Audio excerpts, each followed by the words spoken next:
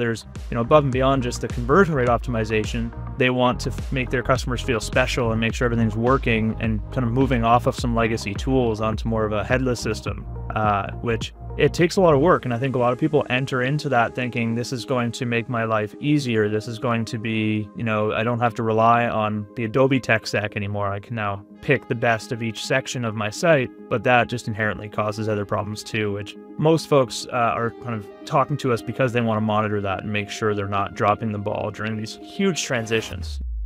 Welcome to the E-commerce Toolbox Expert Perspectives, a podcast by Noibu, where we explore the elite strategies and cutting-edge insights with our expert guests. Get ready to propel your e-commerce business to the next level. Welcome to another episode of the E-commerce Toolbox Experts Perspective. Joining us today, we have a different type of expert. We're actually doing an internal podcast for the first time ever with our wonderful new VP of Sales, Dan Wardle. So welcome to the show, Dan. Yeah, thanks for having me. This is going to be fun. I've been watching the show for the past year, but now I get to be part of it. Awesome. Well, starting off, we always want to learn a bit more about our guests. So maybe give a bit of a brief intro, Dan, and maybe why you joined Noibu and a bit more about your background. Yeah. It's I would say my background's a bit non-traditional compared to most folks in this industry. I started at BlackBerry, like in hardware sales, then moved on to Salesforce.com, and then on to a company called Vidyard that was sales tech, so kind of following the Salesforce journey, and took that company right from kind of the beginning to where it is today at 300 plus people. But along that way, I met Kailin and I started chatting about e-commerce industry. And it was just what surprised me the most is like this interesting gap that I expected tons of companies to play in, which is, you're building all your websites and nobody's actually monitoring whether they're working or not and whether customers are experiencing issues. And when I really started to dig into the company and the ecosystem, I was like, wow, I've got to be a part of this. And so I kept in touch with Kailin for a year until it was the right time to join the company. Awesome. Thanks for the intro. And Dan, why do you think there is such a gap in the market? Like you said, technical monitoring is not a new category, right?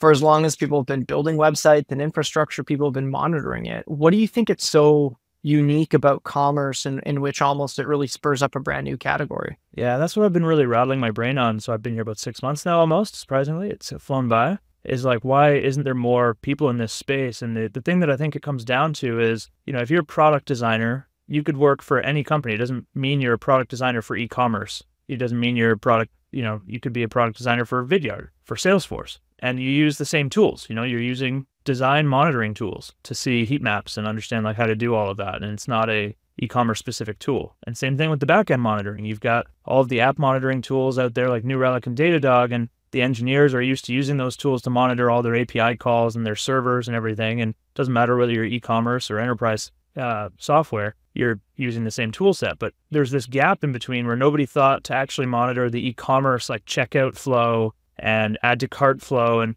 all of that, because it's kind of a niche. It's in the e-commerce space specifically. And so you can't build a horizontal tool that's going to work for all companies because Salesforce's website doesn't work on a add to cart function. So nobody's monitoring that whole functionality. And that's, I think, really where this gap exists and what you and Rob and Phil found during the founding of the company. Yeah, no, obviously we've been super, super close to the problem. And I think really to help build on that as well is I think the reliance on staff augmentation through SIs or through agencies is really big in fashion e-com, or just in e-com in general, because for the most part, you don't consider yourself like a technologist. You consider yourself a retail brand first. So it's kind of then becomes like, where do you put all your efforts, right? Are you going to try and build a full-blown internal team? We often see that there's a collaboration between a smaller internal team and a systems integrator, which then becomes who actually owns monitoring. Is it the systems integrator? Is it internal? So I think that's also part of that reason. But I'm curious, now that you've been here for 6 months, we've invested a bit into conferences. Obviously, you consume a lot of data and a lot of customer calls. What are you seeing as some of the top trends emerge for this year in commerce? Yeah, it's been really interesting to talk to so many folks. They're all going through this kind of emergence of the pandemic, huge growth in their companies, to now, our traffic's flat year over year for the first time in a decade. And so what do we do about that? We need to optimize every person who comes to our site. So through, conversion rate optimization tools, through page speed, through search optimization. I'm hearing a lot about search. Like, how does, when somebody search on my site, does it show them, Amazon style, here's other things you might be interested in? And so you're hearing a lot about, Algolia and everyone who plays in that space. But then above and beyond all of that, you're also just hearing they want more flexibility. They want to be able to, the word composable gets thrown around. It's like, I want to be able to plug and play any system. I want it to look bespoke and look like our POS system in the store or whatever it might be. And so there's, above and beyond just the conversion rate optimization, they want to make their customers feel special and make sure everything's working and kind of moving off of some legacy tools onto more of a headless system, which it takes a lot of work. And I think a lot of people enter into that thinking this is going to make my life easier. This is going to be, I don't have to rely on the Adobe tech stack anymore. I can now pick the best of each section of my site, but that just inherently causes other problems too, which most folks are kind of talking to us because they want to monitor that and make sure they're not dropping the ball during these huge transitions. I was comparing it, I was talking to a colleague the other day, when somebody switches their marketing tech stack, well, the customer doesn't really experience that. It's all behind the scenes. You might get a different email,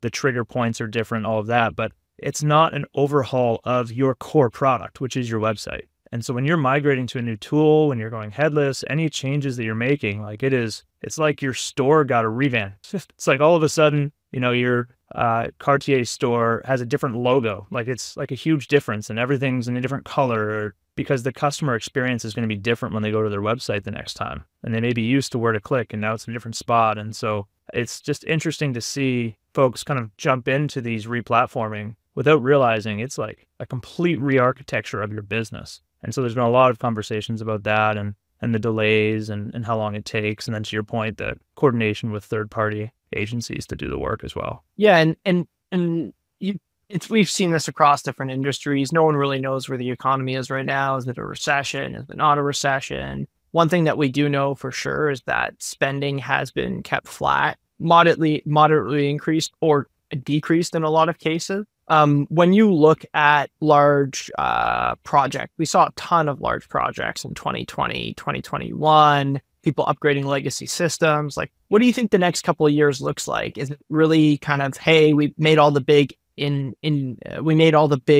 quantum leaps forward from an investment standpoint, and they're looking to really iterate? Or how are you seeing, like in our customer conversations, how people are viewing their current stack? They did the big replatforming. What's next to drive performance? Mm-hmm. Yeah, it does seem to be all over the map. The search comes up a lot.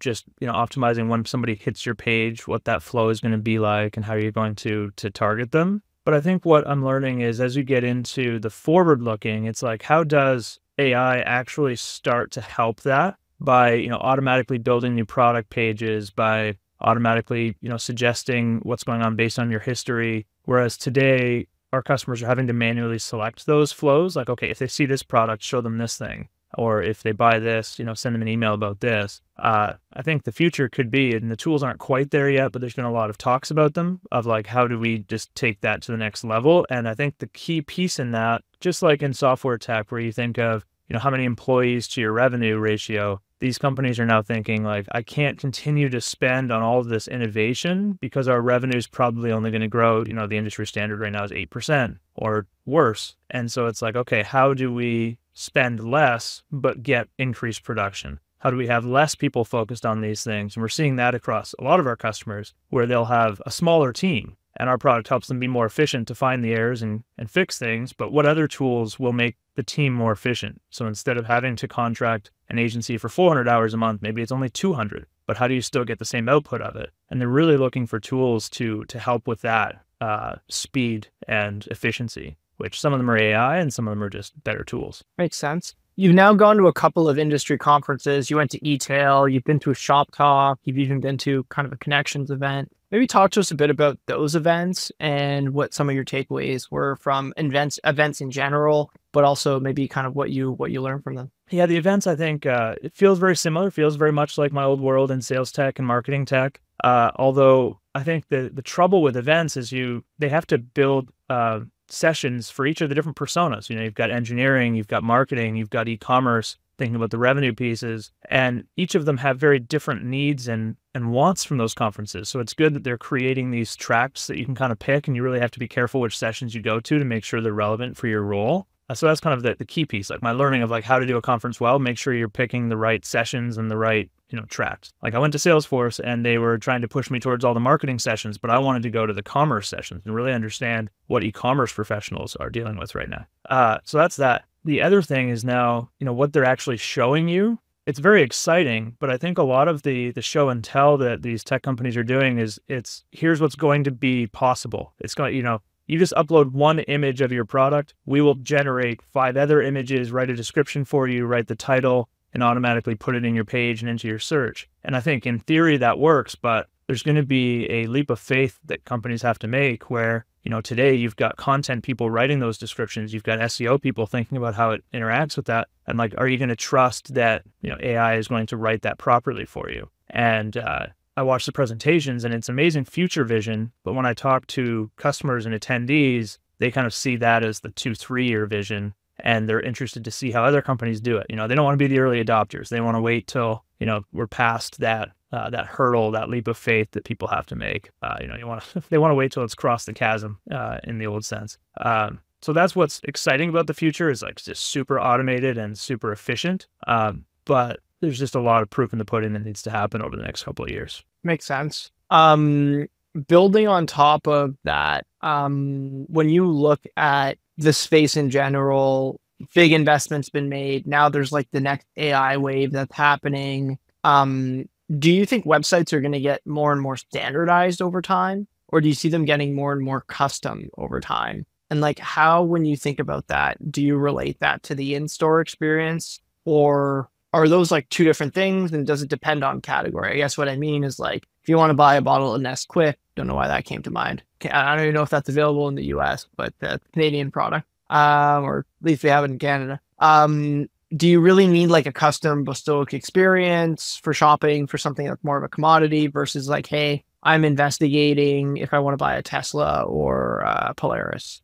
So yeah, curious about how you're thinking about that and then how that relates back to kind of the in-store experience where like Walmart and Apple Store look completely different. Yeah. So I actually had a great chat with my brother-in-law yesterday who runs a large e-commerce store here in Canada for an international brand. And he was struggling with that too, because it's not their core business, but they're doing, millions in revenue. And so they're concerned with like the little things because they have brand guidelines, they have quality control, like they want to be seen as a quality brand. But in their, templated store, things weren't lining up. So there was like products at different levels as he scrolled down the page. And he's like, how do I get those to align? And it's like, well, you're using a template. You can't really custom code it. So, you need to move to like a headless system and put some more effort behind it. And so I do think brands that, aren't just bargain brands, like any brand that is trying to really say, hey, we have quality products, does need to think about that. And like, how do I create simplicity while matching our quality? And there's going to be that balance where, I've chatted with some customers last week at the conference that we're moving to composable and hybrid headless. And so they could customize some areas of their site, but then leave the core pieces of their site, maybe it's the checkout, things like that, to the standard flows so that they're not messing it up. But their initial, page views and initial few top of funnels have that quality feel to them as they navigate through the funnel. So I think it's going to be a balance where you really have to think, when somebody comes to your website, are they instantly recognizing your brand? Or does it feel like, my wife owns an e-commerce store as well on Etsy and Shopify and sells some stuff that she makes around locally. Like, you don't want to feel like that. No offense to her, but like, if you're a Cartier, you don't want people to think that you're the same as my wife's store. And so that's where you really have to start to match your brand, your design language, all of that, so that people feel like it's a seamless transition. Like I was at a Lululemon store yesterday, and then I get the emails and it's like, they know who I am. They know my previous orders. They know my sizes. Like it all flowed. I went up to the checkout, had the wrong size in my hand. She's like, are you sure? And like swapped it out. Like you want to feel that same thing when you're buying online. Yeah, it's interesting you say that. And like my thought on that as well is when you look at the enterprise value outside of the hyperscale discount brands like the Amazons, the Walmarts, like unless your core competency is selling other things cheaper, like a Costco as well, and you look at the enterprise values of a lot of the retailers, the ones that did a little bit of this and a little bit of that have really struggled to stay around. If you look at the value, it's in the extremes. And what I mean by that is like Amazon, Walmart, Costco, high enterprise value. Then on the other side, you have like LVMH, like Tiffany, Cartier, Richemont, like the high end brand. And then like Nike, Adidas, like that, where it's like they do prioritize quality. And then you go into the Nike store, it's like different than the Adidas store, even though they're competing in the same market. And I feel like the middle has been where a lot of like value has been destroyed, in the sense of, I think it's pretty well documented that Gap either invented or or an executive at Gap or ex-executive at Gap invented discounting, where it was like a little bit, and not to look further than Hudson's Bay, actually, who was a Canadian example. We love them, but the enterprise value has been consistently struggled or deprecated over time because it was a bit of both strategies. It was appealing to quality, but then discounting. And I think that kind of goes well with what you're saying. And I think brands that will invest in their brands and think it's a big part of the competitive advantage to retain more value over time will actually do more things to customize versus, hey, it's going to be cheaper to run a template. Let's just do that. So it's interesting. Obviously, everything I just flagged is just one person's opinion, but I'm curious to see how it plays out over time at the very least. Exactly. Yeah, because I'm finding a lot of, to your point, like the discount brands that are going headless, they're customizing, like they're doing really well and are beating expectations and things in the market. And so it's exciting to see that because personally with my young kids, like I don't want to be having to buy them designer clothes. Like these online, I kind of, as you can tell, live in the middle of nowhere. And so I'd love to be able to order things online whenever I need to at a reasonable price. And so it's been, the last 4 years has been great for us personally as well, just to see this transition to e-commerce, even traditional brands like, Home Hardware, who's a great customer that, it's a local hardware store like Home Depot, that instead of having to drive 20 minutes, you can order it, or if it's large items, pick them up, but still order them online. Chatting with a great customer last week, same idea. They're like a large end of the roll kind of discount furniture place, especially for outdoor furniture in the northeast of the US.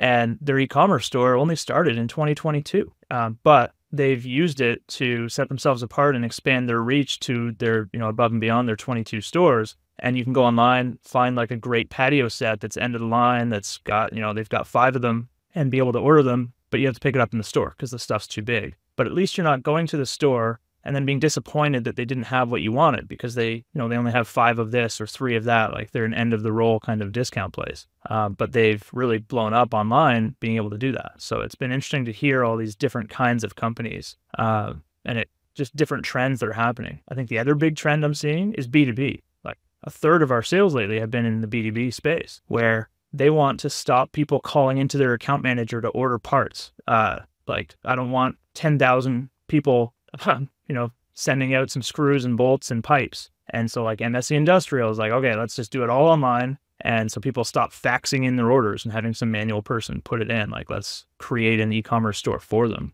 And it's been amazing to see all those companies because you don't even see their websites. You're not allowed on them. They're behind the scenes. But they've been amazing customers the last little while because they want to make sure they've got a perfect experience, because those people are used to an account manager hand-holding them through everything. And now they want them to do it online on their own. So it needs to be perfect. Makes a ton of sense. Well, Dan, I think that's a wrap. I appreciate your time. This was a great our first internal episode. We'll try and layer these in more often, but appreciate your time, Dan. Very, very, very useful insight. Yeah, thanks for having me, Kailin. The e-commerce toolbox Expert Perspectives is brought to you by Noibu. To find out more about Noibu and how we can help you debug your e-commerce site and rocket your revenue, visit www.noibu.com. That's Noibu.com. And then make sure to search for the e-commerce toolbox Expert Perspectives on Apple Podcasts, Spotify, Google Podcasts, or anywhere else podcasts are found, and click subscribe so you don't miss out on any future episodes. On behalf of the team here at Noibu, thanks for listening.